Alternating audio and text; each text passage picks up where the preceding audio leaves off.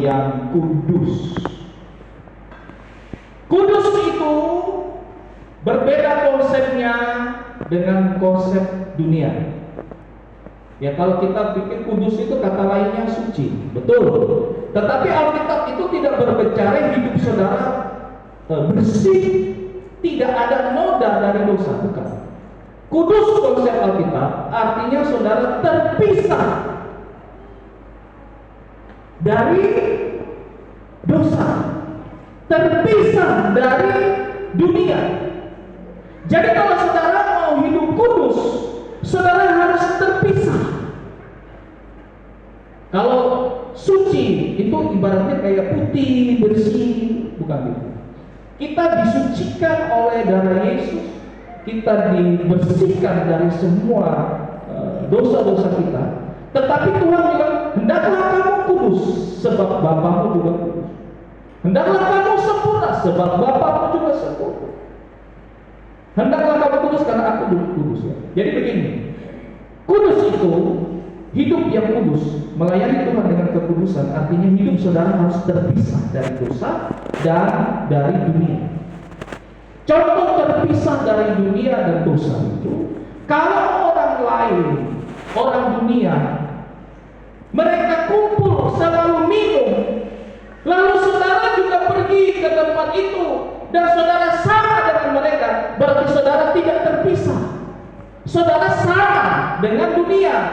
Firman Tuhan mengatakan kita harus kudus, artinya harus terpisah dari dunia. Kalau orang lain kumpul minum, kita tidak minum, karena kita beda. Kita harus bangun kebiasaan yang berbeda. Kalau orang lain semuanya isap rokok, kita beda. Sekalipun orang misalnya anak muda itu yang paling susah. Menjadi anak muda semuanya perokok lalu kita tidak merokok. Itu, wah Pak Pendeta, kata-kata itu suci. Ya kita bukan suci bersih, tapi kita sedang belajar hidup terpisah dari itu. Saudara mau melayani Tuhan, khususkanlah hidup saudara untuk melayani Tuhan, dan saudara harus terpisah dari dunia ini.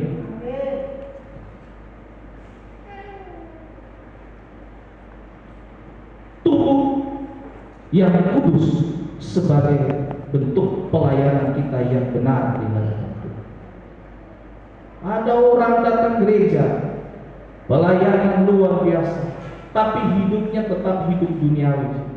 Kenapa saudara datang gereja ibadahnya tidak diterima? Karena bukan persembahan yang kudus. Hidup kita, tubuh kita sudah rusak, saudara. Kita sama dengan dunia.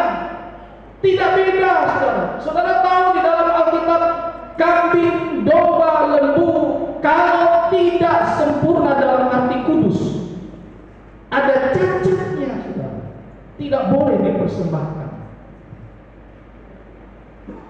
Lalu kita seenaknya saja berikan hidup kita yang jelek ini, saudara. Asal-asalan, sama dengan dunia, dan datang pergi menyembah Tuhan di gereja. Apakah saudara ucapan mulut bibir saudara diterima? Tuhan itu perlu hidup kita, tubuh kita, bukan ucapan di mulut, karena ucapan itu kadang munafik, saudara. Perbuatan berbicara lebih keras daripada perkataan.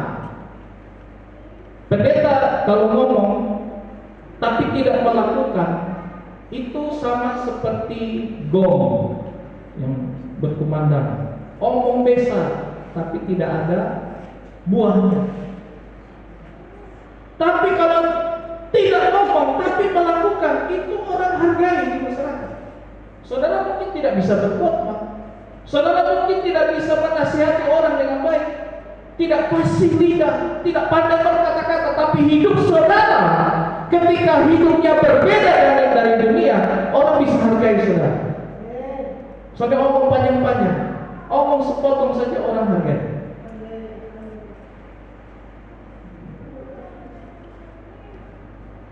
Jadi kalau ke gereja, jangan hanya asal memuji Tuhan. Persiapkan hidup kita dari luar sepanjang hari, sepanjang ini, sepanjang hari-hari yang kita lalui dengan hidup yang kudus, supaya persembahan kita berbau harum di hadapan Tuhan. Dikatakan juga tubuh itu diberikan sebagai persembahan yang berkenan kepada Tuhan. Saudara, saya kembali dulu.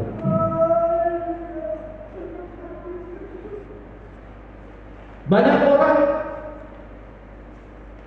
yang berpikir, saudara, materi itu penting lebih daripada kehidupan spiritual. Di dalam Alkitab, Tuhan berkata lebih dalam, saudara. Kita baca dulu